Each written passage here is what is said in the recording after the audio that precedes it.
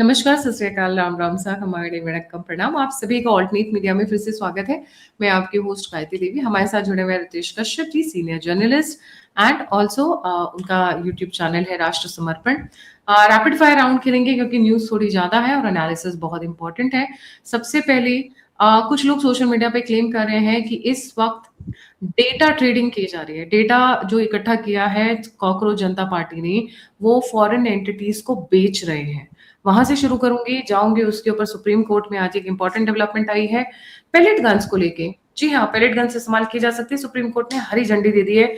इस वक्त कल रात को 12 से 1 के बीच में मोदी जी निकले थे पार्लियामेंट के बीच में। ऐसी कौन सी इंपॉर्टेंट मीटिंग्स चल रही है उसके बारे में। देन लीक केसेस के ऊपर अपने यहाँ कुछ इंपॉर्टेंट फाइल्स मंगा रहे हैं शाह जी। और शाह जी जब फाइल मंगाते हैं ना, तो सीरियसली वो बड़ी तगड़ी तैयारी कर रहे होते हैं, क्योंकि वो जैसे एक बहुत सिंसेयर बच्चा होता है ना, या फिर एक लॉयर होता है जिसको केस लड़ना, वो पूरी एकदम मतलब plan A, plan B, plan C, कोई लूप हॉल नहीं छोड़ना, उस तरीके से तैयारी कुछ चल रही है। खारगे ने आरएसएस और मनुस्मृति पे कुछ एक बातें बोल दी हैं गलत तरीके से। और कोचिंग सेंटर्स सीजीपी को लेकर अब डिवाइड हो गए हैं। कुछ को डर लग रहा है भाई हमारे ऊपर क्रैकडाउन होगा, कुछ को लग रहा है कि नहीं भाई इन्होंने तो हमारी बेइज्जती करा दी। तो अंत तक बने रहिएगा, और भी बहुत सारे पॉइंट्स हैं। Will start with the data trading वाला पार्ट। रितेश भाई, a very warm welcome on the show. नमस्कार, आपके सभी दर्शकों को भी नमस्कार। सबसे पहले तो आपने जो बोला डेटा ट्रेडिंग को लेकर के, देखिए एक्चुअली क्या होता है कि ये तो सबको पता है कि जब वो रजिस्ट्रेशन का पेज, जब कॉकरोच जनता पार्टी ने जब वेबसाइट बनाया था और बड़ी अपनी ही पीठ ठोक कर अपनी पीठ को लाल कर रहे थे कि हमारे यहाँ इतने रजिस्ट्रेशन हो गए, तो वो बेसिकली वो उस वक्त ये प्रयास कर रहे थे कि लोगों में जो भी इन्हें 22 मिलियन लोगों ने फॉलो किया है या व्हाटएवर इतने करोड़ लोगों ने इन्हें फॉलो किया है, वो तो फॉलोअर्स थे। उनका डेटा तो इनके पास था नहीं, फॉलोअर्स का डेटा क्या होगा। लेकिन फॉलोअर्स का डेटा इनके पास आता कहाँ से, तो इसके लिए इन्होंने वेबसाइट बनाया, फिर उसको वायरल कराया। बेसिकली आपको ये पता है कि आज के डेट में पूरे विश्व में सबसे ज्यादा जो बड़ा बिजनेस है ना, वो डेटा का है। सबसे बड़ा बिजनेस डेटा का है। जब आप डेटा भरते हैं, जब उसमें फॉर्म भरते हैं, तो उसमें अपनी इच्छाओं को भरते हैं, क्या मुझे पसंद है, क्या नहीं पसंद है, मेरी क्या कमाई है, मेरे डिटेल्स क्या हैं, मैं कहाँ का रहने वाला हूँ, मेरा घर कहाँ है, मेरे फ़ोन नंबर्स ये हैं, मेरे घर में कितने बच्चे हैं, ये सारी चीज़ें फॉर्म में मांगी जाती हैं। तो आप उनके फॉर्म को देखिएगा, तो एक कंप्लीट डेटा निकाला गया और इस डेटा का उपयोग कई चीज़ों में होता है। बिजनेसमैन बिजनेस अपना प्रोडक्ट सेल करने के लिए करता है। आपको भी अक्सर फोन आता होगा स्पैमर्स का कि भाई ये सामान ले लो, ये बिल्डिंग ले लो, ये कपड़ा ले लो, ये जूता ले लो, ये मोजा ले लो, इस तरह की चीजें। ये हो गया एक डेटा का एक काम ही होता है। दूसरा का काम स्पैमर्स के लिए होता है सबसे बड़ा। दूसरा काम होता है कि जो फ्रॉडस्टर्स जो होते हैं, जितने भी फ्रॉड लोग होते हैं, वो आपको कॉल करते हैं। आधार नंबर वगैरह अगर मान लीजिए वो ले रहे हैं, तो इसका एक और बड़ा गंभीर इम्पैक्ट पड़ेगा कि आपके खाते से पूरे के पैसे, फोन नंबर तो आ ही गया, खाता से आपके पैसे उड़ जाएंगे आधार कार्ड के माध्यम से, क्योंकि आज की डेट में आधार कार्ड से सारा बैंक लिंक हो चुका है। एक और समस्या हो जाती है कि जब आपको अगर किसी एक व्यक्ति के बारे में डिटेल लेना हो जाए, तो उनका डिटेल इनके व्हाट्सएप के माध्यम, कई सारे लोग ऐसे नंबर दिए जिनके व्हाट्सएप है, व्हाट्सएप पर एक एपीके फाइल आता है। एपीके फाइल के माध्यम से जो वायरस जनरेटर जो लोग होते हैं, वायरस बनाते हैं, आपके मोबाइल कभी कभी हैक हो जाते हैं, अचानक सबको मैसेज जाने लगते हैं। तो वो एक आपके मोबाइल में मान लीजिए 1000 लोगों के कॉन्टेक्ट नंबर होंगे, वो मैसेज एपीके पूरे 1000 लोगों को वो भेजेगा, और 1000 लोगों के मोबाइल में 1000 लोगों का डेटा अगर होगा, वो सारा डेटा इकट्ठा कर मतलब ये सारी बातें, मतलब ये डेटा बेचने की बात, that is now very difficult to digest कि ये डेटा बेच क्यों रहे हैं। वैसे तो देखा जाए एक बहुत बड़ा, हर पॉलिटिकल पार्टी के पास है। मैं बता रहा हूँ, ये एक बहुत बड़ा नेक्सस है, ये एक बहुत बड़ा प्रोजेक्ट है, और इसका उपयोग आप समझ रहे हैं कि देश के एक बड़ी आबादी, एक बड़ा यंगस्टर्स ग्रुप का डेटा आपके पास चला जाए। देखिए इसमें जो लोग लॉगिन कर रहे हैं वो तो युवा है ज्यादातर, और सारे युवाओं का डेटा किसी के पास चला जाए और वो उसका कभी भी किसी भी तरीके से गलत उपयोग तो कर सकता है कि भाई मैं सीजेपी से बोल रहा हूँ, तुम्हारा ये भी डेटा चाहिए, और आप कुछ भी कर सकते हैं। आप समझ लीजिए, आप कल्पना नहीं कर सकते कि वो क्या कर सकते हैं। कितना भी बड़ा क्राइम हो सकता है उनके साथ, कितना ही बड़ा बैंक फ्रॉड हो सकता है, और ये मैंने एक के साथ ये अगर अगर उनके पास 1 करोड़ डेटा है ना, तो आसानी से वो 20 करोड़ तक पहुंच सकते हैं। ये है, बिल्कुल। आपको मैं बता रहा हूँ। जी। जी, तो ये आते हैं बहुत बड़ा सेकंड, खतरा है। ये काफ़ी बड़ा खतरा लग रहा है क्योंकि ये जो आप कह रहे हैं, ये कई जगह से मुझे ये बात सुनने में आ रही है कि इनके पास जो डेटा इकट्ठा हुआ है यंगस्टर्स का, ये उसकी वो डेटा बेचा और खरीदा जा रहा है। पर इससे भी बिल्कुल। डेंजरस खबर, हम आज थोड़ा डेंजर का लेवल बढ़ाते जाएँगे। जी। उससे भी डेंजरस ख खबर ये आई है कि अमित शाह जी के पास में इस वक़्त पेपर लीक से रिलेटेड ऑपोजिशन रूल स्टेट्स है, क्योंकि यहाँ पे तो इस्तीफा मांगा नहीं गया है। तो शाह जी ने कहा चलो हम ही मदद कर देते हैं। भाई आपने इतना बड़ा पेपर बिल पास कराने में इतना कवायद किया, एजुकेशन मिनिस्टर का वो ले लिया, खुशी भी नहीं जाहिर कि हमने इतना बड़ा गिफ्ट किया, तो चलो अब हम थोड़ी मदद कर देते हैं। पे ऑपोजिशन रूल स्टेट्स कि पेपर लीक्स की फाइल अमित शाह जी के डेस्क पे पहुंच रही है। एमपी हरसिमरत बादल ने सेंटर की प्रोब मांगी है पंजाब में, जहां पे 6 पेपर लीक हुए हैं पिछले जी। तकरीबन 3-4 महीने में। और राजस्थान के मिनिस्टर किरोड़ीमल मीना जी मांग रहे हैं ED investigation into Ashok Gehlot exam 2021 scam. जी। और बिल्कुल। झारखंड का तो आज आपने अपने ही चैनल पे कवर किया है। जी। देखिए, सबसे पहली बात तो है, बिल्कुल मैं झारखंड की बात भी करूँगा, पंजाब की भी बात करूँगा, राजस्थान की भी बात करूँगा। इन लोगों को सिर्फ़ मतलब ये है कि किसी भी तरह से, जैसे मौत हो जाने के बाद, या एक गिद्ध को आप समझते होंगे, गिद्ध जो है, अब तो ख़ैर वो अब पतन के कगार पे हैं, अंत के उनका खत्म हो रहे हैं वो, विलुप्ति के कगार पर हैं। तो वो विलुप्त क्यों हो रहे हैं? मुझे ऐसा लग रहा है कि हमारे देश के विपक्ष को देख रहे हैं बढ़िया से, भैया ये लोग हैं ही हमारा काम सँभालने के लिए, तो हम क्यों रहें? तो बस वही काम है। तो देश में गिद्धों की तरह ये इस बात का इंतज़ार कर रहे हैं कि कब हमारे देश में किस तरीके से अराजकता फैले और विवाद फैले, दंगा फैले और हम सत्ता पे काबिज़ हो जाएँ। नहीं, मैं दूसरी आपसे बात। दूसरे एंगल से भी पूछ रही थी रितेश जी, जी। जो हम ऑफ जी। द रिकॉर्ड बात कर रहे थे, जैसे मैंने पूछा कि भाई एजुकेशन तो स्टेट सब्जेक्ट है, तो और जब ये पेपर लीक होगा तो ये जो एंटी पेपर लीक बिल आया हुआ है, ये कैसे काम करेगा? जी। देखिए, एक्चुअली क्या है ना कि बहुत सारी चीज़ें स्टेट सब्जेक्ट है, जैसे पुलिस स्टेट सब्जेक्ट है। तो लेकिन जो उसमें कानून जो फॉलो किए जा रहे हैं, चाहे वो हत्या के कानून हो, चाहे लेबर चाइल्ड लेबर कानून हो, चाहे किसी भी तरह के कानून, दहेज प्रथा के कानून हो, पॉस्को एक्ट के कानून हो, वो सारे के सारे तो सेंट्रल से ही कानून बने हैं। तो फॉलो स्टेट सब्जेक्ट पुलिस है। पुलिस की भर्ती, नियुक्ति, सस्पेंशन, ये सारी चीज़ें स्टेट मैटर्स हो सकती है ना? लेकिन जो कानून फॉलो करेगा वो तो वही स्टेट से, मतलब केंद्र से ही बनकर आएगा और उसको फॉलो कराना है। ये जो बना है, ये भी एक कानून है, एंटी पेपर लीक बिल जो बन रहा है, ये भी एक सेंट्रल कानून है। और हुँ, कानून जो है, जैसे मान के चलिए कोई एक व्यक्ति पेपर लीक में पकड़ा गया, तो हुँ, उसको जब केस उस पर दर्ज होगा, तो उस एंटी पेपर लीक बिल के आधार पर जो कानून तय हुआ है, उसके आधार पर उस पर होगा। और उस पर जो तय सजा है, वो स्थानीय स्तर के जो कोर्ट हैं, या हाई कोर्ट है, या सुप्रीम कोर्ट है, उसके आधार पर उसको सजा सुनाएगा। बस ये इस तरीके से काम करेगा। एजुकेशन का तो कोई रूल नहीं ना सेट किया गया है लीक बिल में।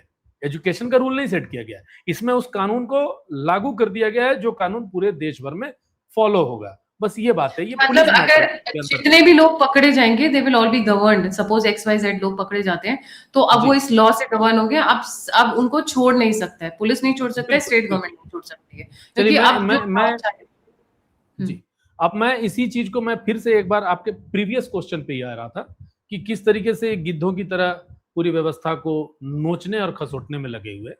जहां पर भी इनकी सरकार रही या है, वहां पर इन्हें बच्चों की चिंता नहीं है।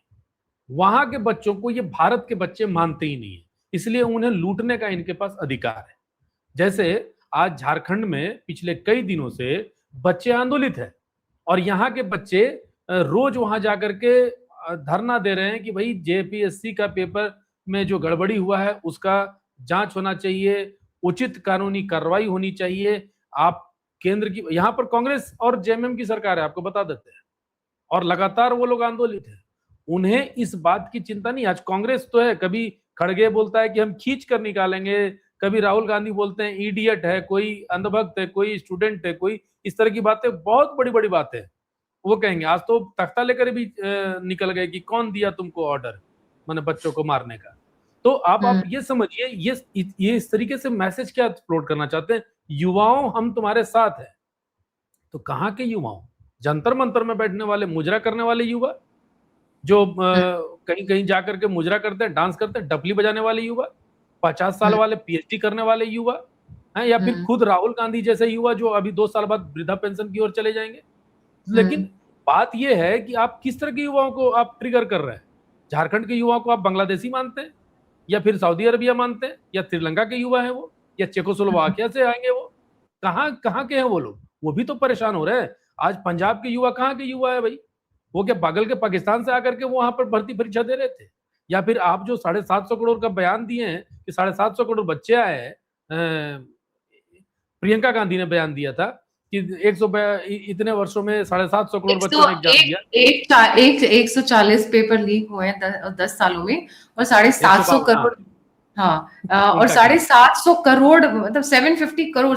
भैया भारत की जनता तो मतलब इनको लगता है कि जो पढ़ा लिखा के बेचते हैं, देखिए 12वीं पास है, कहीं से ऐसा लगता है वो डिग्री विग्री जो आई है वो अरेंज्ड है, क्योंकि वो रिफ्लेक्ट नहीं करती है इनके माइंडसेट को, पढ़ी लिखी। अच्छा, किसकी औकात थी कि उस वक्त इंदिरा गांधी की पोती का डिग्री को मैंने फेल कर दे? अरे क्या बोलते हो, गलत मतलब जब वो ऐजवाल पे बम गिरा सकती है छोटे मामले में, तो वो बंदा तो रातों रात ही गायब हो जाएगा। बाकी नहीं, आप बताइए कि राहुल गांधी पूर्व प्रधानमंत्री के बेटे, प्रियंका गांधी पूर्व प्रधानमंत्री के बेटे, तो एग्जाम दें न दें, उनको कौन रोक सकता है पास होने से? सही बात है। समझ रहे हैं? तो खैर उनके लिए तो पूरा सेंटर ही खाली कर देंगे, आसपास सारे लोग ऐसे बिठा देंगे जो उनके यहाँ हेल्प करते रहे, तो उसकी तो जरूरत भी नहीं है। देखिए आज तो 750 करोड़, मैं वही आ रहा था कि 750 करोड़ जो युवा हैं जिन्होंने एग्जाम दिया भारत के अंदर, जबकि विश्व का आबादी 8 करोड़ है, 8 अरब है। तो अब आप सोच लीजिए कि ये सारे जो लोग हैं, ये लोग आकर के एग्जाम दे रहे हैं पंजाब में, तभी तो इनकी चिंता नहीं हो रही इन्हें। ये आ रहे हैं झारखंड में, ये आ रहे हैं तेलंगाना में, ये आ रहे हैं केरल में, वहां पर इनको कोई चिंता नहीं हो रही है। लेकिन ये जंतर मंतर की चिंता कर रहे हैं, ये संसद में बड़े बड़े बात पहले अपनी मूर्खता छुपाते भी थे, अभी अपनी मूर्खता और हिपोक्रेसी छुपाते भी नहीं है। क्या इनको नहीं पता कि 750 करोड़ पॉपुलेशन नहीं है भारत की? या जैसे इन्होंने गोमूत्र बोला और जिसपे 215 एकेडमिशियंस ने अब लेटर लिख दिया है, वो इतने सज्जन व्यक्ति हैं, मतलब प्रोफेसर मैं बता दूं, उनके बारे में अगर आपको मतलब मैं आपको जानकारी होगी ही कहीं ना कहीं से, लेकिन मैं आपको पहले आप जिनके बारे में मैं बताना चाह रहा हूं, वो इस भारत के अंदर हर बच्चे के आदर्श के रूप में देखे जाते हैं। प्रोफेसर वी कामकोटी की मैं बात कर रहा हूँ। उनका एजुकेशन की बात करिएगा तो वो एमएस हैं कंप्यूटर साइंस और इंजीनियरिंग में, आईआईटी मद्रास में रहे, मतलब वहीं से किए थे। फिर ये पीएचडी कर चुके हैं सीएस में, कंप्यूटर साइंस और इंजीनियरिंग में, वो भी आईआईटी मद्रास से ही किए। 2001 में ये कंप्यूटर में, मतलब 2001 में आईआईटी मद्रास में ये कंप्यूटर साइंस डिपार्टमेंट के प्रोफेसर रहे। 2022 से ये आईआईटी मद्रास के डायरेक्टर हैं। अब आप कल्पना कीजिए, और ये इनकी विशेषज्ञता बताते हैं आईटी सेक्टर में, कंप्यूटर आर्किटेक्चर पे काम किए, इंफॉर्मेशन सिक्योरिटी पे काम किए, वीएलएसआई डिजाइन पर काम किया, माइक्रो प्रोसेसर डिजाइन में भी काम किए। अब आप ये सोचिए, ऐसे व्यक्ति को आप रैगिंग कर रहे हैं एक तरह से, आप उनको वहां से संसद भवन से बैठ करके, या एक इतना बड़ा देश का इतना बड़ा, इतने बड़े परिवार की बेटी इस तरह का वक्तव्य दे रही है।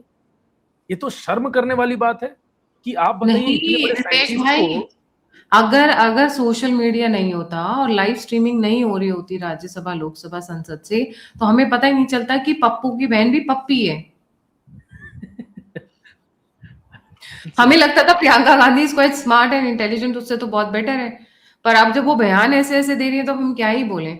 उनको तो सारे अंधभाग में, मतलब वो तो आइडियोलॉजिकल लेवल पे करप्ट है, ये तो इनको तो मैथमेटिक्स का म भी नहीं आता होगा। मतलब क्या बोल रहे हैं, 40 पेपर 750 करोड़ 750 करोड़ इंडियंस। अज्ञानता के साथ अगर विकृत सोच की मतलब मिश्रण हो जाए ना, तो वो बड़ा विध्वंसकारी हो जाता है। तो अब क्या है कि इनको पता नहीं कहाँ से सपोर्ट मिल रहा है, कौन इनको व्यवस्था दे रहा है, कहाँ से इनको व्यवस्था मिल रही है।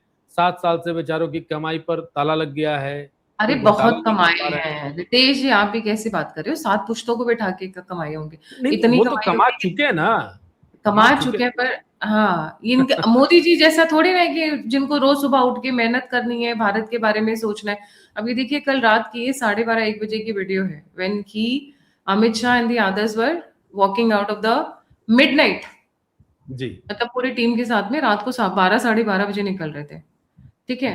अब इन लोगों के सर पे तो किसी गॉडफादर का हाथ है नहीं, डीप स्टेट अलग से पीछे पड़ा रहता है।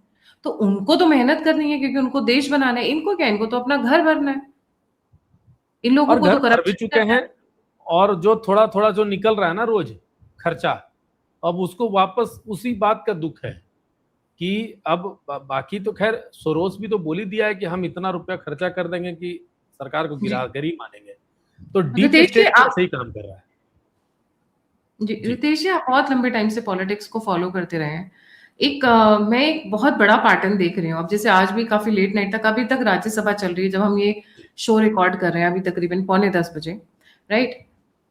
एकदम बैक टू बैक मीटिंग्स। आपको नहीं लग रहा है ये थोड़ी हेवी वेट मीटिंग्स हैं, जैसे किसी युद्ध की तैयारी हो रही हो या किसी बड़े आने वाले युद्ध, मतलब कुछ भारत पे होने वाला हो उसको लेकर अंदर ही अंदर बहुत बड़े अपने आप को प्रोटेक्टिव मेजर्स लेने की तैयारी हो रही हो? क्योंकि कल रात को 12:30 बजे देन सीसीएस की मीटिंग्स, अजीत डोभाल की मीटिंग, अब निर्मला सीतारमन, राजनाथ, और पूरा का पूरा मतलब एकदम टॉप नॉच क्लास बैठ रहा है। और रात देर देर रात तक मीटिंग हो रही है। ये नॉर्मल ट्रेंड में जो चलता है संसद वैसा नहीं है, ये अलग हटके है। जी। देखिए, शुरुआत में जब सरकार बनी थी ना मोदी जी की, परेशानी तो तभी से खड़ी खड़ी हो गई थी।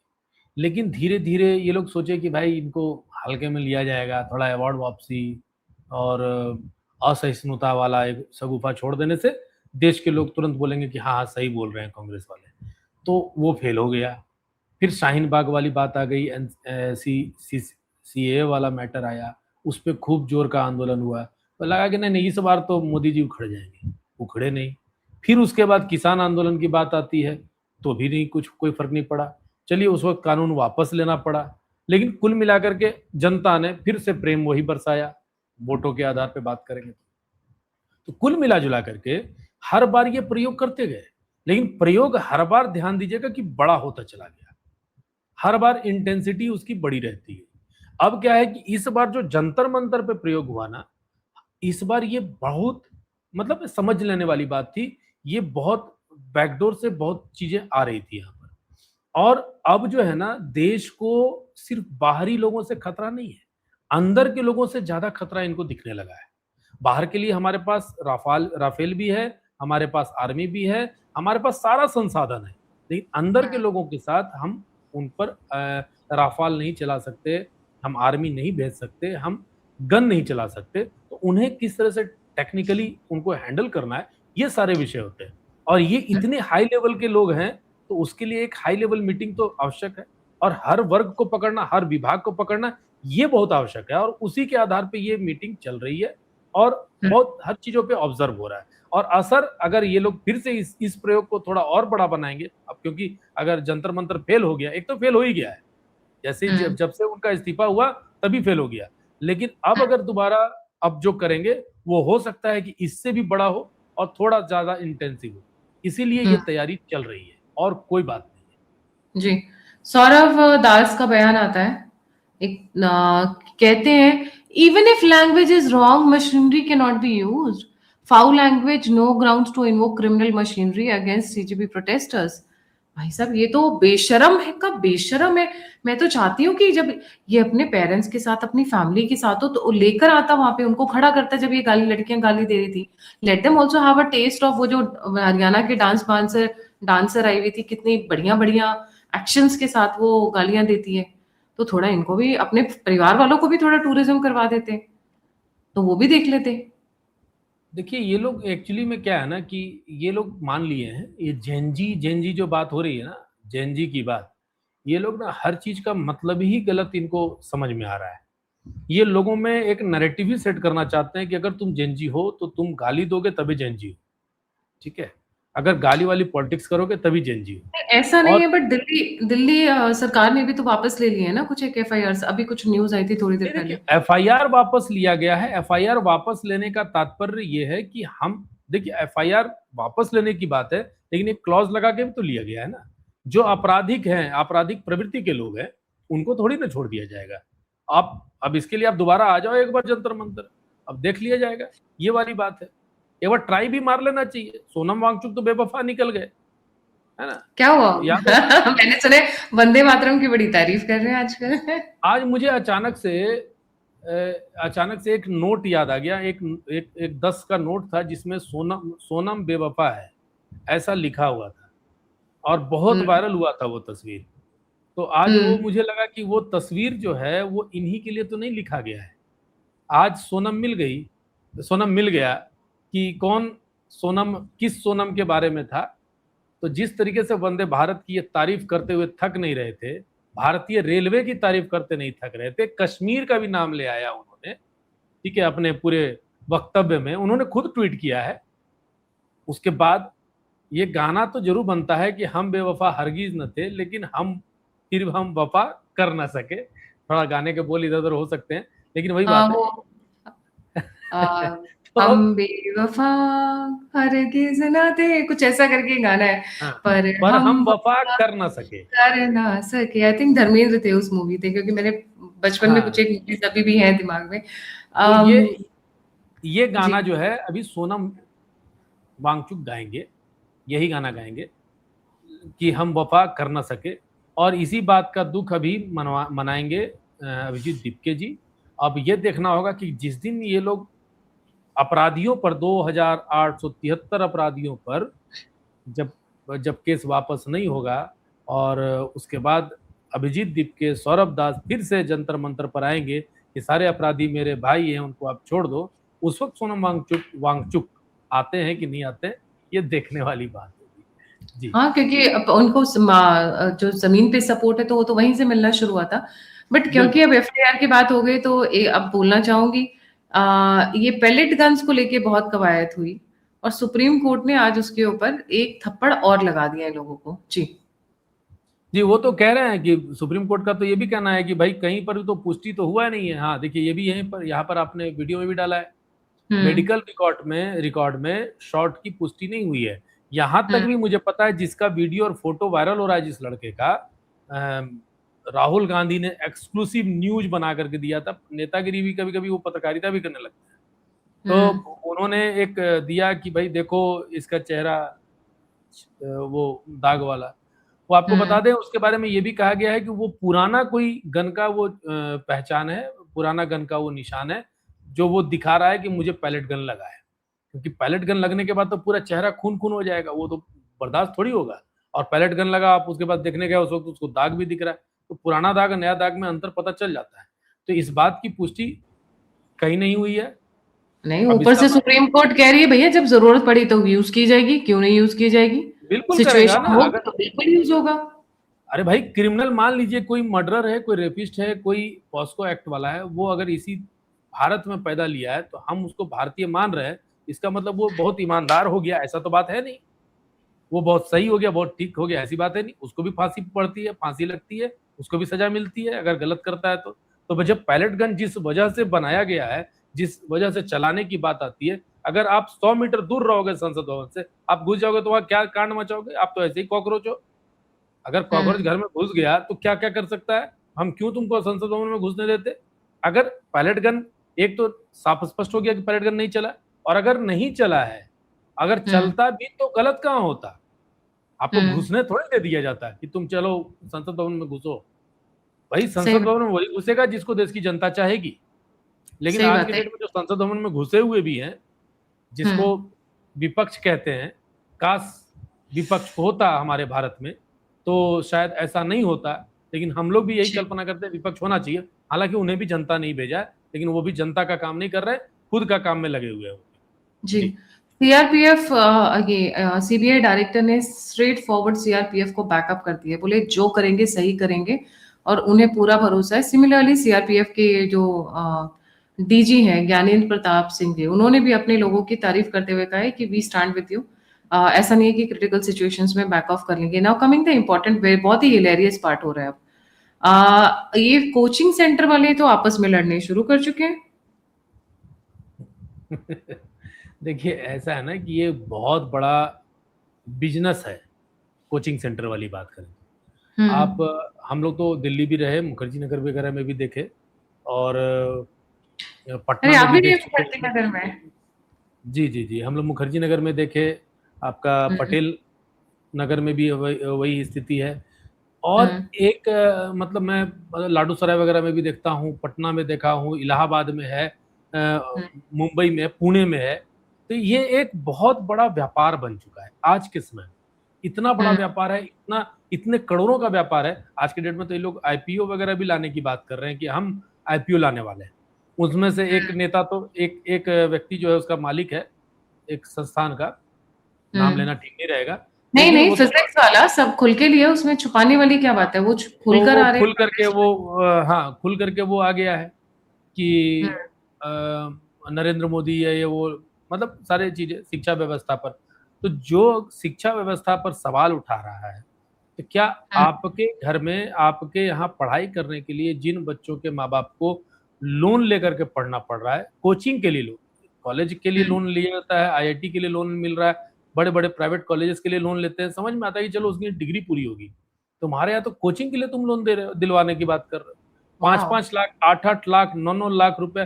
कोटा में जाइए ना, घर के हम्म। बिहार के लोग जो हैं, बिहार के लोगों में ऐसे, बिहार में जॉब की कमी दे, लेकिन वहां पे लोगों के मन में सरकारी नौकरी के प्रति बहुत क्रेज होता है। या झारखंड की बात करें, या जो ज्यादा इंडस्ट्री फ्यूडल बेसिस। माइंडसेट है ना, पुराना माइंडसेट है। हम्म।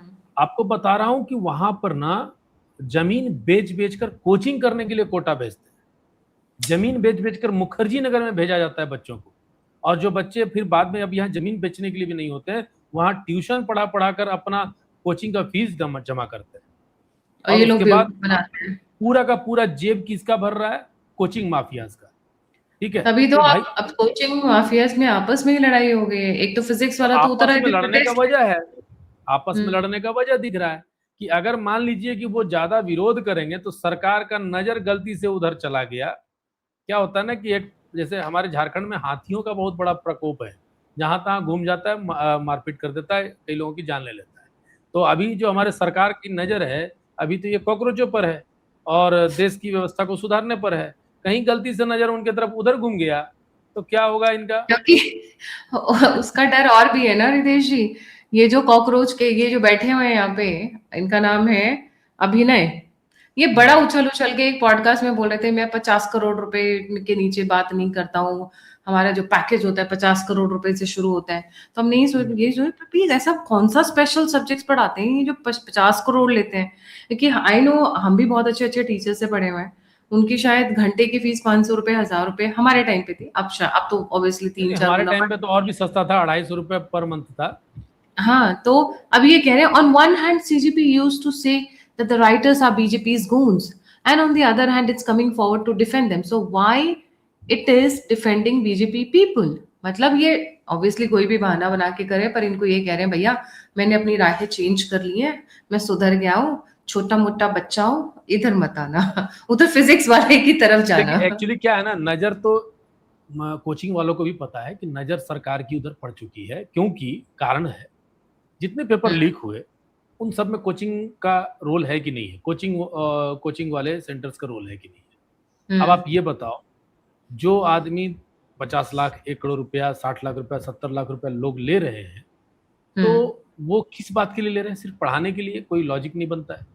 बहुत जगह पे जो अभी पेपर लीक हुआ है वो सारे के सारे कनेक्शन कोचिंग से नजर आए हैं, और हम्म। कोचिंग से ही लड़के मिलते हैं, कोचिंग से ही कोचिंग माफिया को, सॉरी, ये पेपर लीक माफिया को बच्चे मिलते हैं, जिसको बहुत हम्म। ज्यादा डेस्परेट होता है। देख, वहाँ कोचिंग वाले से पता चल जाता है कौन पैसे वाला हम्म। है, कौन पैसे वाला नहीं है, कौन पैसा दे सकता है, कौन पैसा नहीं दे सकता है।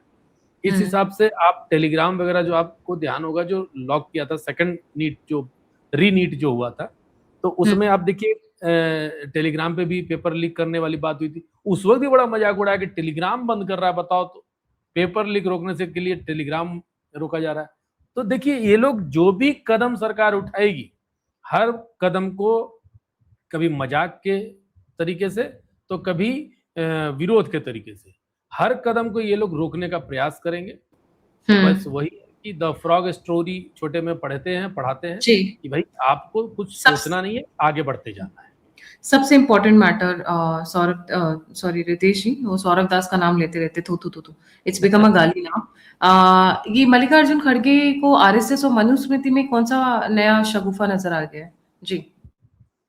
देखिए, असल में क्या है ना कि संघ आरएसएस की बात कीजिए, चाहे मनुस्मृति की बात कीजिए, चाहे किसी भी चीज की बात कीजिए, इनको लगता है कि हम जो भी संसद से बोल देंगे या जो भी माइक से बोल देंगे, बस वही काम, वही चीज आगे चल जाएगी और वो नैरेटिव बन जाएगा।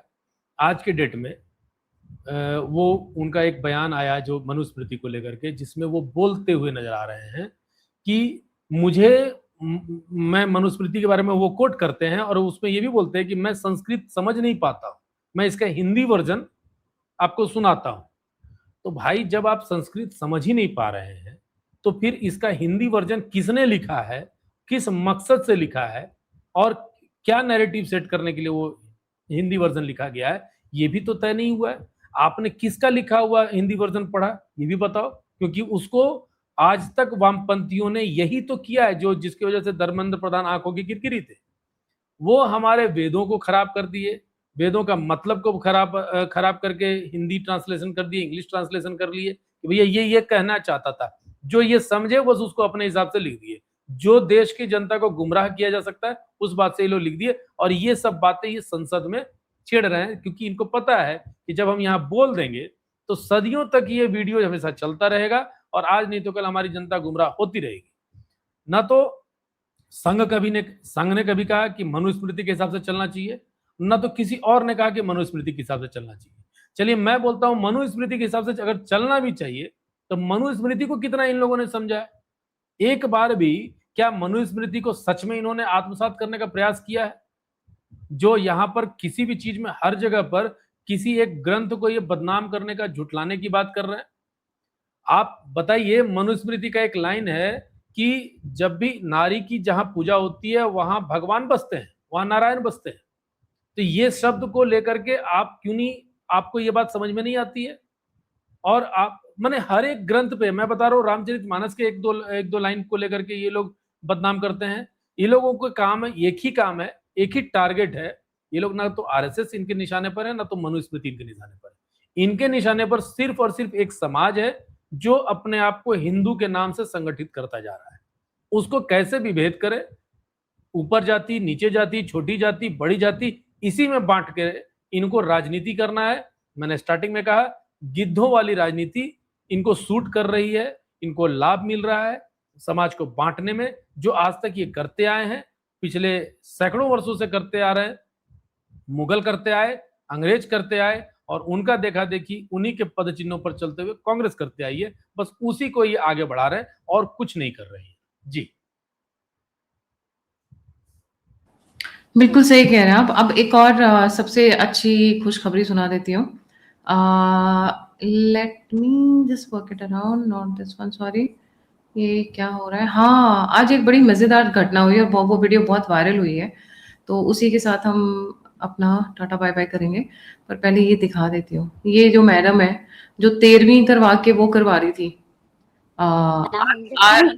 ना हमें रूम खाली करना पड़ता, बिकॉज हमें क्या दिया गया, बेटा तुम रूम खाली करो, तुम्हारे और हमारे विचार ना मिल रहे, यहाँ से दफा हो। तो गाइस चलो हम जा रहे हैं अपने घर को छोड़कर, अपने घर को नहीं, मतलब किसी और का घर है, लेकिन जा रहे हैं हम। तो पैसा भी उतना ही लगा है मम्मी, बहुत महंगा मिला है, डबल किराया है।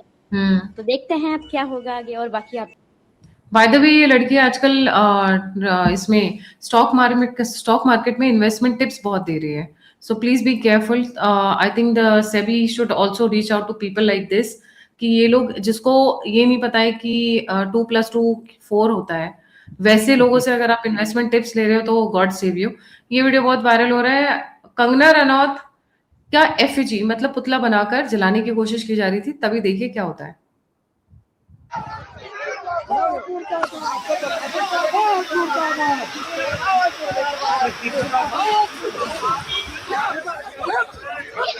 हो गया कोई फायदा नहीं, हो गया। पुलिस वाले भैया उस पुतले को लेके भाग गए। आई डोंट नो क्या इतना अफेक्शन था, अगर वो जल भी जाता तो क्या, तो पुतला ही तो था। बट एनीवे सिंबॉलिकली भी नहीं जलने देना चाह रहे थे, शायद उनको बहुत Kangana Ranaut as a heroine बहुत पसंद है। Thank you so much Ritesh भाई फॉर ज्वाइनिंग। जाने से पहले व्यूअर से रिक्वेस्ट है, please don't forget to like, subscribe and share the alternate media. अगर आप मेरी मदद या सहायता करना चाहते हैं तो दिए हुए नंबर और यूपीआई पे आप मुझे कंट्रीब्यूट कर सकते हैं। आप मुझसे जुड़ना चाहते हैं, इन्फॉर्मेशन शेयर करना चाहते हैं, तो मेरा ईमेल नंबर नहीं, ये नंबर नहीं यूज होता है, मेरा ईमेल डिस्क्रिप्शन बॉक्स पे। इसी के साथ जय हिंद, जय श्री राम, हर हर महादेव। हर हर महादेव।